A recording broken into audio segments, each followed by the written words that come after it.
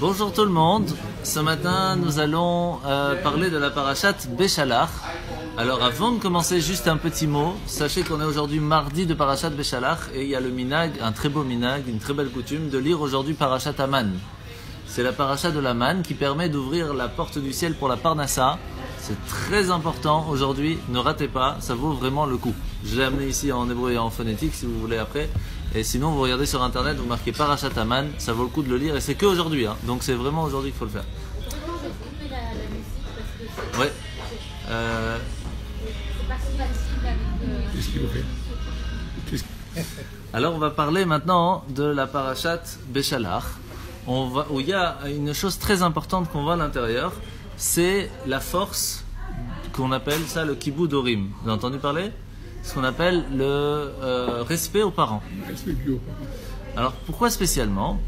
Alors il y a une petite histoire qu'on raconte à Jérusalem. Il y avait un couple très âgé avec plusieurs enfants, plusieurs petits-enfants, plusieurs arrière-petits-enfants, et il y a le père, donc l'arrière-grand-père qui appelle son fils et qui dit voilà, je voudrais t'annoncer quelque chose, c'est un peu embêtant mais bon, c'est comme ça. Je voudrais divorcer de ta mère. Il dit, mais qu'est-ce que tu racontes? Ça fait 90 ans que vous êtes ensemble. C'est quoi l'histoire? Il dit, attends, papa. Dis-moi quand est-ce qu'on peut se voir? Regarde, il y a bientôt Pessah. Je vais appeler mes frères, les sœurs, je vais appeler tout le monde. On vient à la maison. On va s'occuper de ça. Elle dit, ok, très bien.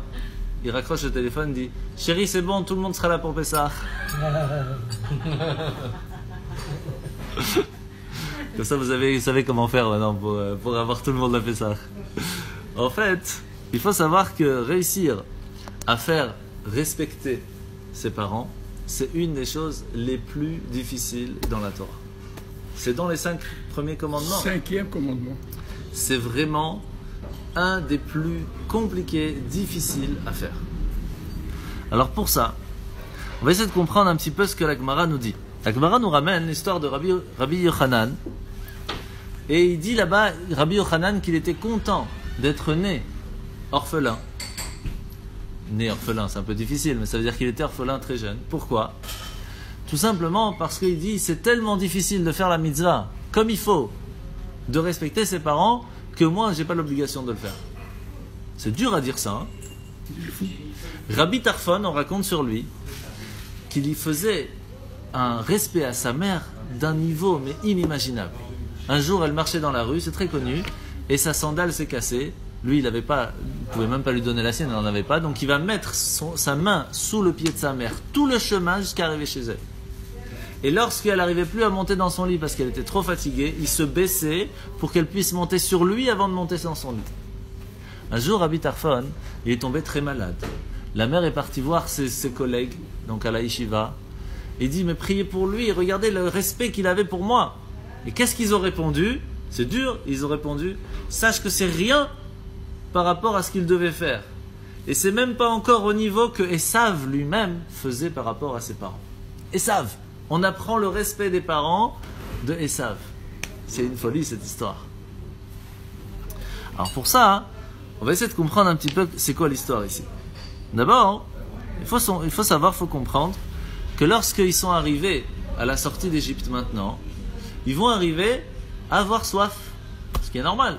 Quand il n'y a plus d'eau, ils sont partis avec des gourdes, mais à la fin, il n'y avait plus rien. Donc, ils vont arriver devant un fleuve, une rivière, comme vous voulez, qui s'appelle Mara. Pourquoi on l'appelle Mara? Parce que l'eau là-bas était amère. Mar, ça veut dire amère. Alors, il y a plusieurs raisons pourquoi Hachem il a voulu qu'elle soit amère. Et il y a plusieurs raisons pour que Hachem voulait aussi qu'elle soit redevenue potable d'une certaine façon. Alors on ne va pas trop rentrer dans le détail parce qu'on en avait parlé l'année dernière, mais pour résumer, pourquoi est-ce qu'il fallait qu'elle soit l'eau amère? Parce que les Égyptiens disaient que tous les enfants d'Israël n'étaient pas tous les enfants du père et de la mère, qui avaient peut-être des Égyptiens qui avaient violé, etc. etc. Qu'est-ce qu'Hachem il a fait? Il a fait qu'il y avait carrément un fleuve de l'eau amère. C'est quoi l'eau amère? C'est l'eau de Sota. Vous connaissez l'eau de Sota? lorsqu'un mari Des doutes. il a des doutes sur sa femme, et surtout qu'il est jaloux, parce que il va voir le Kohen, etc. Ils vont prendre de la cendre, ils vont mettre dans de l'eau, ils vont effacer le nom de Dieu, le mettre dedans, ils vont lui faire boire. Si tout va bien, alors elle va mériter d'avoir de grandes sadikim. Si par contre ça va pas, ça va être la cata, elle va mourir très vite. C'est pour ça que notre Cohen il est toujours occupé. Pourquoi? Ah bah c'est qu'il est occupé, M. Cohen. J'ai jamais eu le temps. Aujourd'hui, on ne fait plus ça. M. Cohen est en vacances par rapport à ça, Baruch Hashem. Maintenant, donc qu'est-ce qui s'est passé? Hachem a voulu que tout le monde goûte cette eau, pour que tout le monde puisse dire et montrer de façon sûre que chaque enfant juif venait bien chacun de leurs parents. Après que ça s'est arrangé, qu'est-ce qui va se passer? Hachem va dire à Moshe, tu vas prendre un morceau de bois qui est lui-même amer, et tu vas le plonger dans ce fleuve, et là elle va redevenir potable. Donc là, qu'est-ce qui s'est passé? Un petit peu en mettant du sel, on a enlevé le sel. En mettant quelque chose d'amer dans le amer, c'est là qu'elle est redevenue potable. C'est assez spécial. Donc ça, on va aussi en parler, mais pas tout de suite. Nous savons très bien que les gens qui sont sortis d'Égypte, Oui. tous n'étaient pas des Hébreux. Ah, non, on parle pas des Égyptiens là, hein, on parle des... Non. Bien sûr, il y a des Erev Rav. Tous les gens qui sont partis ont eu besoin de boire. Pardon? Tous les gens qui faisaient partie de la tribu, disons comme ça, Oui. qui est parti, qui a quitté l'Égypte, Ouais. là-dedans, il y avait une proportion. Ah non, ils étaient séparés, attention, hein, il y avait la tribu de Reuven, la tribu de Shimon, il n'y avait pas de mélange. Hein. Chacun était avec sa tribu. Hein. Même au moment de l'ouverture de la mer Rouge, chaque tribu avait son passage. Il n'y avait pas un passage pour tout le monde. Hein. Où est-ce qu'on Chaque tribu, il y avait 13 passages. Où est-ce qu'on a mis les Égyptiens? Pourquoi 13? Eh bien voilà, 13. Il y avait 13 passages. Un pour ceux qui ne savaient pas de quelle tribu ils étaient, et en même temps aussi pour les Révral, les Égyptiens qui sont passés. Parce qu'il y a des esclaves qui ont suivi. Pas les esclaves, les Égyptiens qui ont dit on a vu Dieu dans cette histoire des 10 plaies, on veut sortir avec le peuple juif. Ils ont pu y suivre, mais c'est à cause d'eux qu'il y a eu le veau d'or après, etc. Plein de problèmes à cause d'eux. C'est à cause d'eux. Bien sûr. Bien sûr. Donc, vous allez voir après. Donc, qu'est-ce qui va se passer ici? Ils vont arriver, Moshe va changer l'eau et ils vont pouvoir en boire. À ce moment-là, c'est très étonnant. Très étonnant. Hachem va leur dire, je vais vous faire une petite démo de ce que vous allez recevoir au Mont Sinaï. Je vais vous apprendre 10 lois, qu'on résume en général en 3 lois. C'est quoi les trois lois? La première, c'est la classique, c'est les 7 lois de Noach. C'est pour ça qu'en général, on les résume en un seul. Mais en fait, c'est 7. Il y a celle qu'on appelle... Attendez, je vais vous dire exactement. Ah, où est-ce que je l'ai mis? Voilà. La deuxième, c'est... Enfin, la première, en fait, à part les 7 lois de Noach, c'est Shabbat. Hachem leur a dit, il faut faire Shabbat, c'est quelque chose de plus qu'important. On va expliquer pourquoi. La deuxième, c'est avoir un tribunal juif. Pas seulement faire un tribunal comme dans les 7 lois noachides où il faut avoir un tribunal, mais il faut avoir un tribunal juif avec des lois qui sont basées sur la Torah. Donc c'est encore un autre niveau. Et la mitzvah de Kibud Avaim. La mitzvah de respecter ses parents. Et bien sûr, la question va se poser tout de suite dans la paracha. Qu'est-ce que ces 3 lois, ils ont à voir avec la démo de la Torah? Qu'est-ce qu'on avait spécialement besoin de préciser ces 3-là juste avant de recevoir la Torah? Il n'y a pas des choses plus importantes? Ça aurait été pas mieux de leur dire faites la cache-route, comme ça quand ils arrivent et qu'ils font le tchoulen pour Shavuot, au moins ils peuvent faire un tchoulen kasher, parce que là pour 3 millions de personnes ils ont jeté toute la daf, vous imaginez? C'est pour ça qu'on mange du fromage à Shavuot, parce qu'ils ont dû jeter toute la daf, c'était pas kasher. Donc c'est dommage, ils auraient pu apprendre cache-route, ça aurait été plus simple. Donc on a quand même une grosse question ici. Sur ça, une des premières choses qu'on apprend à Mara, qu'on a appris l'année dernière, mais je résume, c'est que de temps en temps, on pense que des choses mal qui nous arrivent, c'est comme rajouter du mal sur du mal. Mais en fait, des fois, c'est en mettant un peu de sel là où c'est déjà salé, entre guillemets, que ça va être mangeable. La même chose qui s'est passée ici lorsqu'ils ont Moshe, il a pris qu'on appelle ça, le morceau de bois qui était amer et qu'il a mis dans l'eau amère, elle est devenue potable. Pour nous apprendre que des fois, lorsqu'Hachem nous envoie des problèmes, ce sont ces problèmes qui nous permettent de pouvoir sortir des problèmes qu'on avait avant. Ou qui nous préservent des problèmes qui peuvent arriver. Et donc, il faut savoir que c'est comme ça qu'Hachem il fonctionne des fois. C'est pas toujours facile à comprendre. On ne voit pas toujours la réponse, même des fois on ne voit jamais la réponse. Mais c'est comme ça qu'Hachem fonctionne. Parce que... La personne qui a mal de tête, on ne tape avec un marteau. Ouais, ça, je sais pas sûr. Il ne sent plus le mal de tête. Mais il a mal. Oui, c'est ça, exactement. Exactement. Alors, il faut aussi maintenant comprendre que qu'est-ce qui a été rajouté en base dans la mitzvah des dinim, donc ça veut dire d'avoir un tribunal, c'est que en règle générale, quand il y a quelqu'un, il y a un témoin qui vient et qui témoigne, on le croit. Mais chez le peuple juif, non. Il faut 2 témoins, et il faut que les témoins soient cachers. Alors ça tombe bien parce que je suis en train d'apprendre c'est quoi un témoin cacher. C'est pas facile. Il y a... Dans la pratique, on fait peut-être, mais en Belgique, c'est la loi, le code pénal. Quand même, on doit d'abord aller parler au Beth Din de la Torah. Bien sûr qu'on a des tribunaux cachers. Ça dépend le cas. Mais bien sûr qu'on a. On appelle ça un Beth Din. Si maintenant, bien sûr qu'on a, partout, bien sûr. Si maintenant ça ne fonctionne pas, alors on a le droit d'aller dans les tribunaux de la ville. Mais d'abord, on doit aller voir le rabbin qui s'occupe du Beth Din, c'est normal. Notre loi est très précise là-dessus. Ah, elle est plus que précise. Ah, Parce oui, que oui. si tout le monde est d'accord pour dire cette personne est coupable, Alors là, elle n'est pas coupable. on l'a quitté. Exactement. On l'a quitté. Si tout le monde dit qu'il est coupable, Mon elle n'est pas grand-père coupable. était Dayan. Ah oui. C'était Dayan de Bruxelles. Moi, je suis Cohen. Ah mais le Cohen, c'est... Mon grand-père était Cohen aussi. Ah. Mon grand-père maternel. Il s'appelait Cohen. On veut supprimer ça en Israël. Ouais, ouais. Avant Alors, la on continue. Tendance actuelle, ça, on veut ça, supprimer tous les Cohen qui ne sont pas Cohen. Oui, ils ont changé de nom, ils ont dû changer dans la vie. Bien sûr. Combien de fois ils ont dû changer de nom? Alors maintenant, on va essayer de comprendre, messieurs, dames. On va essayer de comprendre. F. Monsieur Cohen. On va essayer de comprendre maintenant Parce que moi, j'étais dans un ce que la Torah nous dit.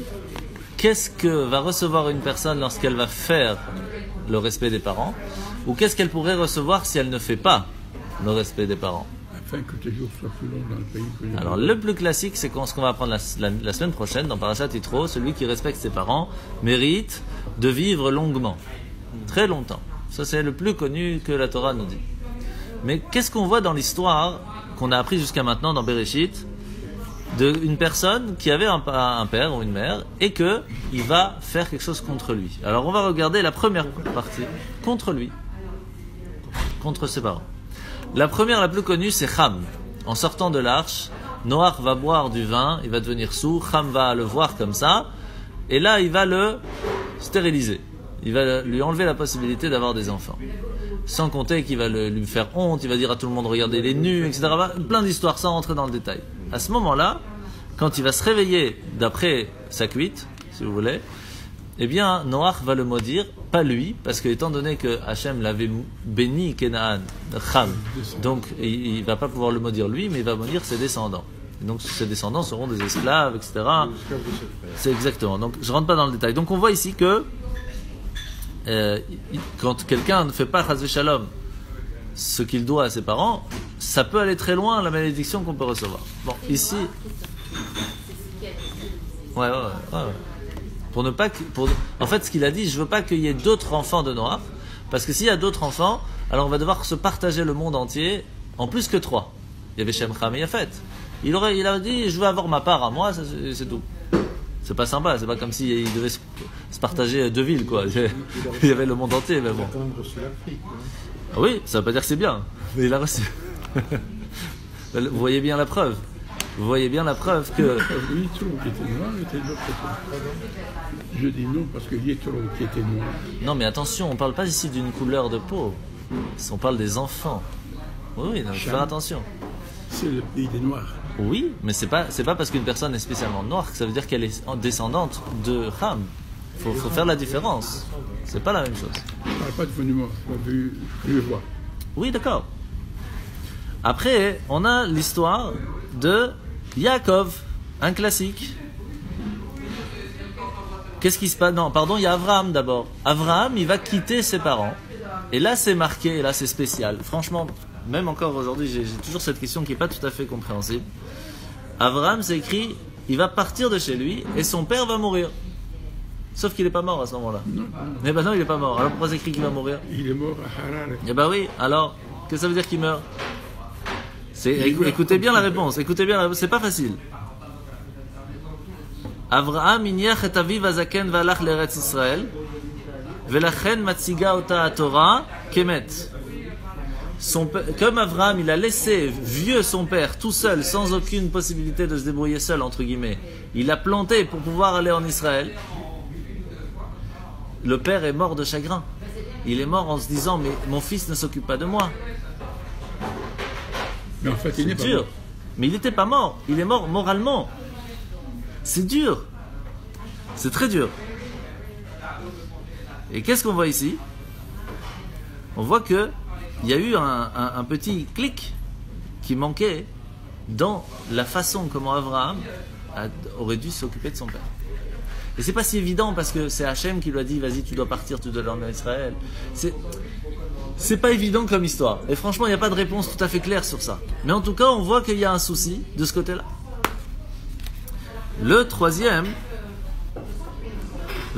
c'est quelque chose de très classique. C'est une personne qui va avoir un gros problème de Kibud Avaim et qui va être punie très gravement dessus. Yaakov, il était chez ses parents, tout va bien. Et il y a son frère qui veut le tuer. Alors qu'est-ce qu'il fait? Il écoute sa mère. Écoutez bien, hein, c'est pas Stam. Hein. Il écoute sa mère qui lui dit « Pars à Haran, va te marier ». D'abord, il va aller 14 ans à la yeshiva. Sur ça, on va pas lui faire payer rien du tout. Quand on va pour étudier, on va pas le faire étudier. On n'est pas puni. Après, il va aller combien de temps chez Haran? Non mais tout va bien, M. Cohen, tout va bien. Il va aller chez Lavan, il va travailler combien de temps pour avoir Rachel? 7 ans. D'abord, en fin de compte, il va se marier avec Léa. Il va se marier avec Rachel, il va travailler encore 7 ans. Parce qu'il va se marier avant de travailler par rapport à Rachel. Et il épouse deux sœurs. Oui, ça on en a parlé la dernière fois déjà. Et il épouse deux sœurs. Alors que c'est interdit. C'est strictement. Et on en a déjà parlé la dernière fois. C'est pas grave. Qu'est-ce qui va se passer? Là, on permet pour moi. Monsieur Cohen, qu'est-ce qui va se passer à ce moment-là? Il va travailler encore combien de temps? 6 ans. 6 ans. En tout, ça fait 14 plus 6, 20 ans. Le temps de retour avec toute la famille, etc., avant d'arriver chez lui, 2 ans. Il va rester un an à Hebron, etc. Et tu sais, Donc en tout, ça fait 22. En Turquie sur le front. 22. Harare. Les 14, on ne les compte pas. C'est Pourquoi? en Parce Turquie, qu'on n'est pas sur puni le sur front. quand quelqu'un va Et étudier lui, il à habite Beersheba. Qu'est-ce qu'on montre ici, monsieur Cohen? Que pendant 22 ans, il n'a pas pu faire la mitzvah de respecter ses parents. Pendant 22 ans. C'est dur, hein? Il n'est pas fautif. Je suis d'accord avec vous. On va voir, la question se pose. Attention, hein, j'ai pas fini. Hein. Et pourtant, Yosef va être en dehors de chez lui pendant 22 ans pour le punir que lui n'a pas pu faire le respect des parents. De la même façon, Yosef, son fils, n'a pas pu le faire. Mais ça impliquerait que Vous imaginez comment le respect... les voir, c'est ça? C'est... C'est aller les voir. Parce qu'il va Oui, c'est passer un coup de fil, là, comment ça va. Mais ils n'avaient pas, c'est pour ça. Donc, qu'est-ce qui va se passer? On voit ici que le respect des parents a un tellement grand, c'est tellement fort qu'il faut faire attention à chaque détail. Et comme vous avez dit, pourtant, c'est pas vraiment de sa faute. À quel moment il a tout perdu? Yaakov, au moment où Rivka envoie un message, il lui dit c'est bon, tu peux rentrer maintenant, tu t'es marié avec les 2 femmes, tu peux rentrer. Il a dit non, d'accord, je rentre. Lavan lui dit non, reste encore pour travailler. Il reste 6 ans, c'est ces 6 ans-là qui lui a fait perdre les 22. Parce que s'il serait parti direct, il n'aurait pas été puni sur rien. Mais comme il a montré qu'il était venu pas que pour écouter sa mère, mais aussi pour lui-même, et qu'il a dit c'est pas grave que mes parents sont tout seuls, ben il a payé sur le reste aussi. C'est les seules années où il n'a pas payé, c'est sur l'étude de la Torah. Sur ça, on ne paye pas. Ben, 22 ans, il n'a pas pu voir son fils Yosef. Ah, c'est ça. Le même. Donc on voit ici que faire attention, comment on fait attention à ses parents, c'est quelque chose de... Il faut vraiment aller dans le détail. Là, on a fait déjà 3 histoires. Il y a une 4e. Esav, lui, c'est l'inverse. Esav, il avait un kiboudav, j'ai pas dit kiboudav vahem, il avait un kiboudav, il faisait attention à son père d'un niveau extraordinaire. Quel est le détail qu'on parle sur lui? Premièrement, il faisait attention de ne jamais les faire pleurer. Ça, c'est quelque chose qui n'est pas évident. Mais surtout, quand il allait voir des personnes à l'extérieur, il s'habillait de façon normale. Même s'il allait voir des rois, il avait une certaine façon de s'habiller, mais ça allait. Mais quand il allait voir ses parents, avant de rentrer dans la tente de ses parents, il s'habillait comme un prince. Pour lui, ses parents, c'était toute sa vie. Et pourtant, on précise qu'il n'a respecté plus que son père. pas tellement sa mère. Et si vraiment il aurait voulu respecter son père, il fallait qu'il fasse plus de bonnes actions, parce que c'est comme ça qu'il aurait été fier, son père. En fin de compte, à la fin de sa vie, il a compris qu'il était Esav. Donc, ça a un peu cassé l'histoire. Mais sa façon de faire était magnifique. Il a porté des chevaux. Oui. Au point même que Yaakov, lorsqu'il arrive pour rentrer chez lui voir Esav, il a peur de Esav. Yaakov, qui vient de passer 22 ans chez Lavan, que Hachem lui a promis que t'inquiète pas, je gère. Hachem direct, il te dit je gère. T'as peur de Esav? De quoi il avait peur? Étant donné que Yaakov n'avait pas fait la mitzvah de Kiboudav, comme il n'avait pas fait la possibilité de faire le respect des parents, c'est qui s'occupait des parents? C'est Esav. Par ce mérite, il avait peur qu'il puisse le toucher. C'est tout. Donc on voit que le respect des parents, c'est quelque chose qui est très spécial. Et on raconte bien sûr l'histoire de Dama ben Netina. Vous avez sûrement déjà entendu parler de cette personne, que la Gemara nous raconte que c'est rare de voir quelqu'un qui a fait le respect des parents comme lui. Pourquoi? Est arrivé le jour où dans le Choshen, vous savez c'est quoi le Choshen, M. Cohen? Vous avez l'habitude, vous l'avez à la maison, c'est la plaque avec les 12 pierres que le Cohen Gadol. On la garde. On l'a gardée. Vous l'avez mis où dans votre garage? Depuis Aaron, on la garde tranquillement. Mais elle est où alors maintenant? Dans votre garage ou... Non. Chambre à coucher. Chambre à coucher, sur le côté. Ça va.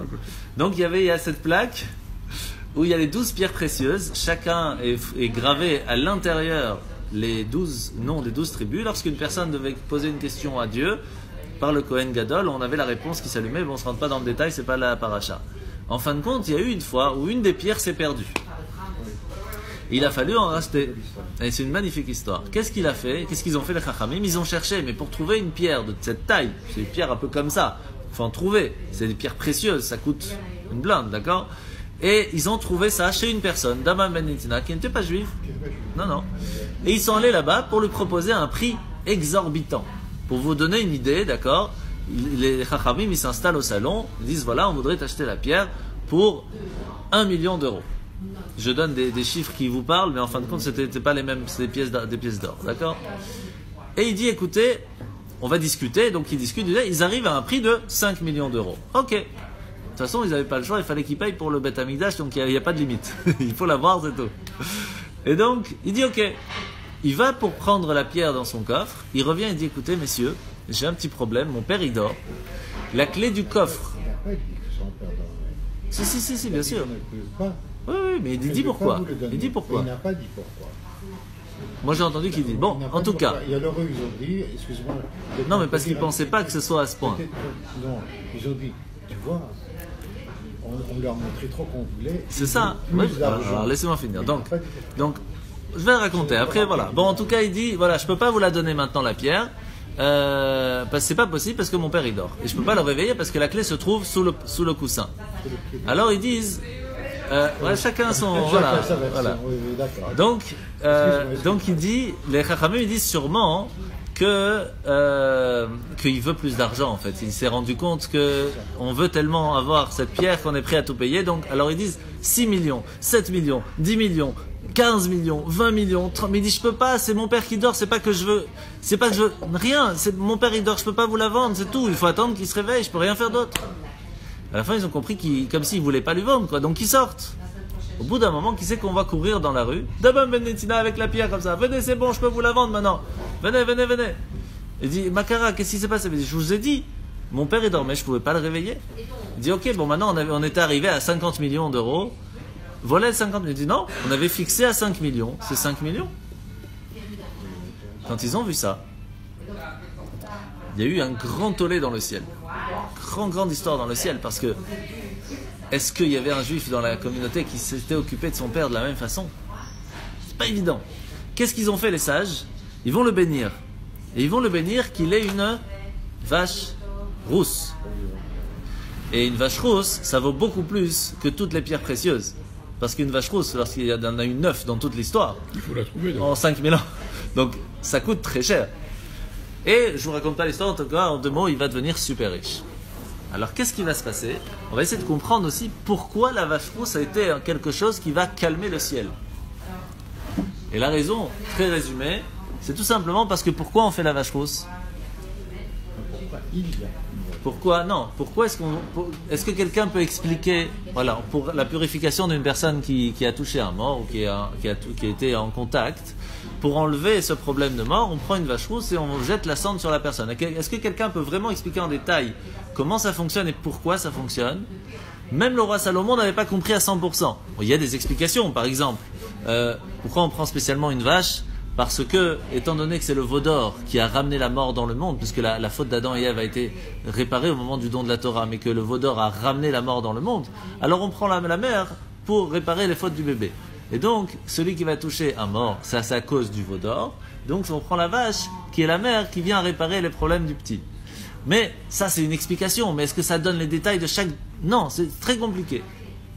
La seule personne qui avait l'explication totale de la vache rousse, c'est Moshe. C'est un cadeau du ciel, Pachout. Et donc, en fin de compte, la mitzvah de la vache rousse nous apprend que quand on fait la Torah, on ne le fait pas parce qu'on a compris, pas par respect d'une certaine chose, pas par logique, mais parce que Dieu nous a demandé. Et donc, en fait, le message ici qui est à Dieu, c'est vrai que cette personne a fait un très grand respect à son père, mais peut-être qu'il y a une raison derrière, parce que son père lui a tellement donné, alors il lui donne de retour. Mais nous, est-ce qu'en tant que juifs, on fait le respect des parents parce que nos parents nous ont donné? Non. Parce que ce sont nos parents. Et ça, c'est l'histoire de la vache rousse. Et ça, c'est une grosse partie de ce qu'on va parler tout de suite. Qu'est-ce qu'on voit ici? Pour revenir à nos moutons, c'est qu'il y avait 3 mitzvot. La première, Shabbat. D'accord? Deuxième, c'est tribunal. Troisième, c'est respect des parents. C'est les 3 qui ont été donnés juste avant de recevoir la Torah. Et on a posé la question. Il n'y a pas quoi? Bassar Bechalav, c'est pas plus important. La cacheroute. Je sais pas, il y a tellement de choses. Et ici, on voit que c'est pour nous apprendre une chose très importante. C'est que quand Moshe il est monté pour prendre la Torah, les anges l'ont bloqué, lui ont dit, mais hey, une seconde. La Torah, c'est pas pour toi, c'est pour nous. C'est qui les plus proches de Dieu? C'est les anges. Et il y a une loi dans le Talmud, claire, hein, attention, je peux vous montrer. Quand une personne veut vendre son champ, il a l'obligation de le proposer d'abord à son voisin, pour que son voisin, qui lui aussi a un champ, puisse avoir un plus grand. Après, s'il lui veut pas, il peut vendre à quelqu'un d'autre. Ce qui veut dire que Hachem devait proposer d'abord à qui? Aux anges, avant de donner aux humains. C'est clair de la Torah. On a un problème. Quelle est la réponse? La réponse, elle est simple. Moshe, il a dit... d'abord, Moshe, il a eu très peur de répondre aux anges. Hachem, il a dit, tiens le trône céleste et réponds-leur. Et donc, il va leur répondre, il leur dit, mais une seconde, dans la Torah, c'est écrit qu'il faut respecter ses parents. Vous avez des parents? Non? Bah alors, ça vous sert à rien la Torah. Sauf que c'est pas tout à fait. Ça c'est ça c'est ce qu'il a dit, c'est ce que nous on comprend en tant qu'humains. Mais il y a quelque chose derrière. Pourquoi? Parce que la Torah, comme elle s'apprend ici et comme elle s'apprend là-haut, c'est pas la même chose. C'est quoi l'histoire de la Gemara où on apprend? Il y a 2 personnes qui on trouve un vêtement par terre et chacun l'attrape, il dit ça c'est à moi, l'autre dit non ça c'est à moi. Alors on va au tribunal, on leur demande de jurer qu'ils ont au moins la moitié qui est à eux, alors on coupe en 2, on partage. Vous croyez que là-haut ils ont les anges et les âmes dans le ciel, ils sont en train de parler, ils ont trouvé un vêtement? Non, ils apprennent différemment. Comment ils apprennent? Il y a une âme qui vient qui dit c'est moi qui ai fait telle mitzvah. Il y a une autre âme qui dit c'est moi qui ai fait telle mitzvah. Les deux on les fait jurer qu'ils ont fait au moins la moitié et on partage. Donc on voit que la façon comment on apprend la Torah là-haut et ici c'est pas la même. Ce qui veut dire que de la même façon qu'on parle du respect des parents, il peut y avoir un respect des parents spirituel. Donc quelle était la réponse ici que Moshe donne aux anges? La réponse elle est comme ça. La réponse elle leur dit sachez que la loi de la Gemara, du Talmud, qui nous dit que quand on vend son champ, c'est spécialement d'abord à son voisin, s'il y a une condition. La condition, elle est qu'il faut qu'il l'utilise comme il est aujourd'hui. Si on vend un champ qui on utilisait du blé ou on faisait pousser quelque chose, s'il veut l'utiliser de la même façon, il a priorité. Mais s'il veut construire une maison dessus et en faire un jardin, il n'a pas priorité, parce qu'il change la façon, toute la base de pourquoi il l'avait. C'est logique, bien sûr, c'est logique. Et donc ici, Moshe, il dit aux anges, tout le but pourquoi on a la Torah, c'est pourquoi? C'est pour pouvoir respecter ses parents, qui vont nous permettre d'évoluer soi-même et de remercier Hachem d'avoir tout fait dans ce monde. Mais vous n'avez pas toutes ces mitzvot là, vous n'êtes pas sortis d'Égypte, vous n'avez pas le respect des parents, vous n'avez pas Shabbat, tout ça vous avez de votre façon, mais vous n'allez pas évoluer. Un ange ne peut pas évoluer parce qu'il n'a pas le libre arbitre de choisir de faire du bien ou du mal. Il ne peut faire que la mission divine, ce qui fait qu'il n'y a pas d'évolution. Et tout le but de la Torah, c'est pas pour stagner. Le but de la Torah, c'est pour faire pousser quelque chose. Donc les anges, ils disent, on veut prendre la Torah pour y construire une maison, pour vivre tranquille avec. Mais c'est pas fait pour ça, la Torah. La Torah, elle n'est pas faite pour mettre dans un lit, dans une armoire et fermer. De temps en temps, on l'ouvre, on est content, on met la kippa et on met les tefs. Non, la Torah, elle est faite pour étudier, pour pouvoir évoluer. J'en vais 2 secondes. Il y a quelqu'un qui aimerait bien parler à M. Vénère. Voilà. Il n'est pas vénère, mais... Myriam. Allô? Ah, c'est sa femme. Oui. Je profite que moi, il y a quelqu'un qui m'a appelé. Ah. Je vais l'appeler. Donc on a été avec l'histoire des anges. Et donc pour résumer, en 2 mots, comme la Torah elle est faite pour évoluer, pour changer, pour faire pousser des fruits dessus, les anges ne pouvaient pas le faire, c'est pour ça que Moshe a pu réussir à avoir la Torah. De la même façon ici, eh bien, le Kibboud Avahem qui a été donné avant même de recevoir la Torah était la préparation de la réponse de Moshe. Quand il va arriver, je veux la Torah, mais tu peux pas, c'est pas pour toi. Puisque tout le but de la Torah, c'est pour respecter ses parents. Donc en fait, il a été donné avant la Torah pour préparer Moshe déjà à avoir la réponse aux anges. Maintenant, on va raconter une petite histoire très très très rapidement. Vraiment très rapidement. Il y a une fois une personne qui était très très pauvre. Il allait à l'école et un jour, il n'avait même pas de quoi manger. Sa mère lui a donné un sucre. C'est tout ce qu'il pouvait lui donner. Mais il avait faim. Il était prêt à aller faire les poubelles, quelque chose. Et puis au bout d'un moment, il voit une porte, il tape à la porte. Il y a une fille qui lui ouvre la porte. Et il lui dit, voilà, je vais te donner quelque chose à manger. Et pas seulement il lui donne un sandwich, mais il lui donne aussi un verre de lait. Et ça lui a redonné vie. Pas sûr de se redonner vie. 50 ans plus tard, lui il est devenu chirurgien du cœur. Arrive aux urgences une dame. Et cette dame a le même prénom et nom de famille que cette dame qui lui a sauvé la vie il y a 50 ans plus tôt. Quand il se rend compte que c'est bien elle, il s'occupe d'elle et dit, il n'y a rien à faire, c'est moi qui m'occupe. À la fin, la dame, elle reçoit la facture. Ça, plus ça, 52 800 euros. C'était en $. Et à la fin, c'est écrit « payé par un verre de lait ». Payé par un verre de lait. Et elle a compris alors. Ah, elle n'a pas compris, après il lui a expliqué. Après 50 ans, Vous devez partir, monsieur Valda? Je vais pas payer, je m'excuse. Non, il n'y a pas de... Excusez-moi. Ouais, c'est- on prendra ton repas. On va manger ton repas. Avec plaisir. Donc, qu'est-ce qu'on apprend de cette histoire en fait? Qu'il y a une chose qui est le plus important dans la vie de tous les jours, ce qu'on appelle Akarat Hatov. Akarat Hatov, c'est-à-dire que quand quelqu'un nous a fait du bien, on doit le remercier. Une des bases du respect des parents, c'est Akarat Hatov. Les parents, ils nous ont donné la vie, ils nous ont donné à manger, ils sont occupés de nous, ils ont pris des travaux pour pouvoir payer notre école, pour pouvoir nous donner des habits. En fin de compte, on peut leur dire merci. C'est pas un minimum. Le minimum du respect des parents vient, je parle du minimum, par la karatatov, remercier pour tout le bien. Mais ça, le problème, c'est qu'un enfant ne le comprend que lorsqu'il a des enfants lui-même. Mais au moins à ce moment-là, prends conscience, ça veut dire prends conscience de tous les sacrifices que tes parents ont fait et fais-le. Alors bien sûr, on sait très bien que pour ça, on n'a pas besoin spécialement d'être juif pour le faire. C'est chacun, tout le monde, dans la vie de tous les jours, vous voyez bien que ce niveau-là de respect des parents existe chez tout le monde.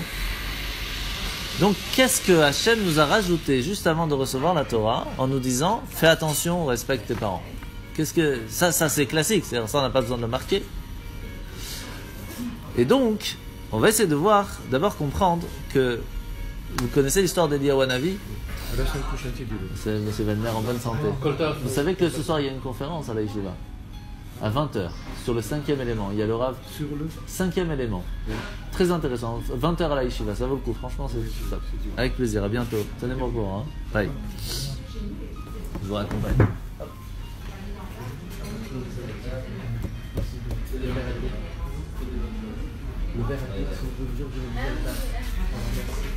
Et donc, qu'est-ce qui va se passer? On va très rapidement raconter une histoire de Eliyahu Hanavi. Eliyahu Hanavi, dans son temps, il y avait un roi qui s'appelait Achav. Et ce roi faisait vraiment beaucoup de bêtises. Attention, il faut pousser, voilà. Magnifique. Oh, donc, au temps de Eliyahu Hanavi, il y avait un roi juif, qui s'appelait Achav. Et qui faisait vraiment beaucoup de bêtises. Il avait fait de l'idolâtrie, il faisait faire aux autres, enfin une tuerie. Un jour, Achav, il vient voir Eliyahu Hanavi, il lui dit, tu sais quoi, dans la Torah c'est marqué que celui qui fait toutes ces bêtises que je fais, il ramasse sur la tête, et moi je coule la vie. Eliyahu Hanavi a dit, ah bon, Ah bon, comme ça tu parles. Attends, je vais te montrer. Il dit à Hachem, il y a 3 clés. Il y a la clé de la vie, la clé de la naissance et la clé de la parnassa, la clé de la pluie. Il dit à Hachem, donne-moi la clé de la pluie et je te la rendrai que quand ils auront fait Teshuvah. Ouais. Pendant 3 ans, il y avait une famine. Au point, c'est marqué que même de l'herbe pour les moutons était mangée par les humains. Il n'y avait plus rien à manger. Une catastrophe. Comment est-ce qu'il a fait Hachem pour pouvoir reprendre cette clé? Parce qu'il est au Navi, il ne voulait rien savoir, il ne voulait pas la donner. Alors, il y a toute une histoire, je ne rentre pas dans les détails, c'est très long. À la fin, Hachem, il a fait que une des personnes qui le gardait en cachette chez lui ou chez elle, son fils part de ce monde. Il a dit à Hachem, donne-moi s'il te plaît la clé de la résurrection. Il dit, mais je ne peux pas te donner 2 clés, moi j'en ai une, ça ne marche pas. Tu me rends et je te donne une. Et c'est comme ça qu'il lui a rendu la pluie. Et au même moment où il y a la résurrection de cet enfant, alors la pluie est revenue. Pourquoi est-ce qu'il a demandé spécialement de lui faire la résurrection de cet enfant? Parce que comme la maman lui avait sauvé la vie, le gardait en cachette, il y a ce qu'on appelle la karatatov. Faisait attention à ce que rendre la bonne chose par rapport au bien qu'il lui a fait. Donc on voit ici que une des choses de base qu'on apprend de l'histoire, c'est que dans les 10 commandements, comme vous avez parlé, la partie de respect des parents se trouve où? Dans les 5 premières, pas dans les 5 dernières parties. Les 5 premiers commandements sont entre nous et Dieu. Tu dois avoir qu'un Dieu, il ne faut pas en avoir d'autres, il ne faut pas dire son nom en vain, Shabbat et respect des parents. Sauf que Shabbat et respect des parents, ok, c'est pas spécialement avec Dieu. Les autres, il n'y a rien à voir, entre guillemets. C'est ne pas voler, pas tuer, pas d'adultère, pas de jaloux, pas mentir. Mais Shabbat et respect des parents, est-ce que ça a tellement un rapport avec Dieu? Oui. Alors c'est ce qu'on va voir. Oui. Vous connaissez sûrement l'histoire de Pinchas, qui lorsqu'il va voir Zimri ben Salou, Pinchas, il va prendre il va voir que Zimri ben Salou, donc c'était le chef de Shimon, il va avoir des relations avec une prostituée de Moab, une princesse en plus, et il va les tuer ensemble. Et à ce moment-là, c'est écrit qu'il a vengé l'honneur de Dieu. Pourquoi? Parce que les relations entre un homme et une femme, c'est quelque chose de très pur. C'est un lien qui se crée entre 3 personnes, entre l'homme, la femme et Dieu. Et quand il y a ces 3 ensemble et que c'est fait de façon correcte, un enfant vient. C'est-à-dire que mettre au monde un enfant, c'est quelque chose, c'est un travail qui est prévu depuis la création du monde, qui doit se faire à 3. C'est un lien qui est très très fort entre le couple et Dieu. Mais si on utilise cette relation en mettant Dieu de côté, en faisant des choses qui ne sont pas cachères, on est en train de prendre Dieu, le mettre dans la boue, entre guillemets. C'est très grave. Et donc il a vengé l'honneur de Dieu à ce moment-là. De la même façon, dans le respect des parents ici, pourquoi c'est très important et c'est un lien avec Dieu direct? Parce que quand on respecte ses parents, on respecte Dieu. Et inversement, quand on respecte Dieu, on se doit de respecter ses parents. Parce que c'est comme ça qu'on est venu au monde. Il y a eu un lien direct entre 3 personnes, le mari, la femme et Dieu. C'est quelque chose de très fort. Et alors, je vais vous raconter une petite histoire. Et Dieu, oui. Donc maintenant, il faut comprendre quelque chose de très important. Hop là. Ça fait la totale, c'est magnifique le repas que tu nous sers là. C'est un repas de fête. Ah ouais, bravo. Bah, Ah, Mazal Tov. C'est Yutzvat ce soir, hein. C'est une grande date. Alors je vais raconter une histoire qu'une fois la mère du rabbi a raconté. Le rabbi de Lubavitch, la mère du rabbi, elle raconte à quelqu'un qui lui a posé une question, qui est venu à la maison pour parler avec la mère du rabbi.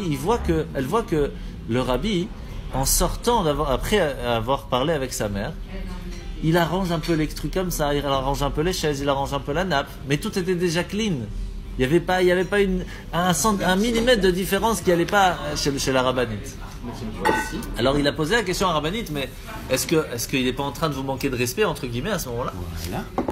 Et elle dit non, tu dois savoir que depuis sa bar mitzvah, il ne m'a jamais donné le dos. Mais pour ne pas me le montrer, il arrange un peu par-ci par-là pour pouvoir partir à l'envers. pour montrer le respect que le rabbi avait à sa mère, qu'il ne lui a pas montré le dos depuis sa bar mitzvah. Vous imaginez un peu le niveau? Et moi aussi. Merci. C'est quoi? C'est du poisson? Ouais, c'est Oui, c'est du poisson, du bar. Bonne dégustation. Merci.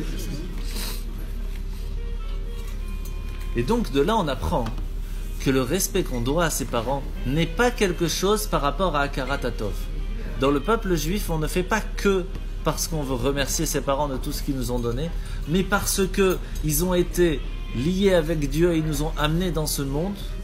Rien que par ça, on se doit de les respecter. Et ce niveau-là, c'est quelque chose qui n'est que chez le peuple juif. La preuve, simplement parce que c'est nos parents, ceux qui nous ont mis au monde. Rien d'autre. Et ça peut se voir dans quelle différence? Lorsqu'il y a quelqu'un qui n'a pas connu ses parents parce qu'il a été adopté, il a été rejeté, ou parce qu'ils l'ont toujours tapé, ils l'ont toujours fait du mal, etc. Alors pour ça, on va raconter l'histoire de Dama Ben Itzna, même histoire avec Dama. Un jour, sa mère est venue le frapper. Et il y a une partie de son vêtement, je ne sais pas si c'est son gant ou autre, je ne me rappelle plus exactement, qui est tombé par terre. Non, je crois que c'était le bâton avec lequel il le tapait. Il est tombé par terre. Il le ramasse et il lui rend. Il est maso. C'est pas qu'il est maso, c'est qu'il a appris ce que c'est le respect des parents. Et ça, c'est écrit dans le Talmud, à la fin de Sota, Sanhedrin, tout ça, que dans notre génération, cette façon de faire est complètement perdue. Le respect des parents aujourd'hui n'est plus d'actualité. Et maintenant, on comprend encore une fois la réponse pourquoi est-ce que c'était important pour les Chachamim de préciser que la bénédiction de pourquoi il a fait attention à ne pas réveiller son père, la bénédiction c'était qu'il ait une vache rousse.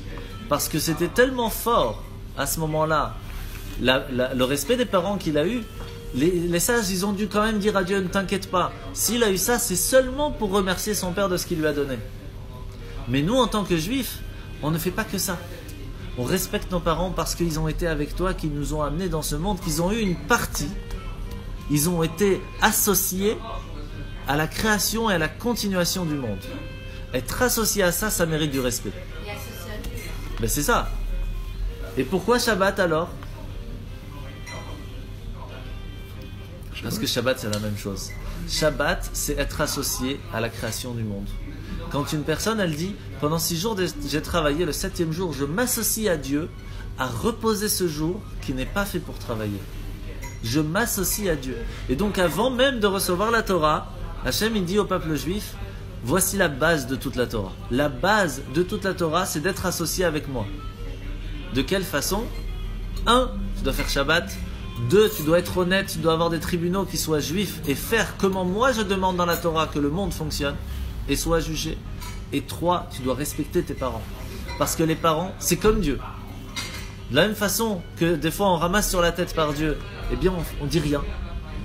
De la même façon, si on ramasse des parents, eh bien on se tait. Et on doit un respect total à ses parents. Total. Ça c'est la partie de Kibud Avaim qu'on a reçue avant même de recevoir la Torah. Maintenant on comprend alors, tout simplement, toute cette histoire de la parasha de Veshalach qu'on nous a expliqué, qu'il faut faire attention maintenant avant de recevoir la Torah, de comprendre ces 3 bases de la parasha. Hazak.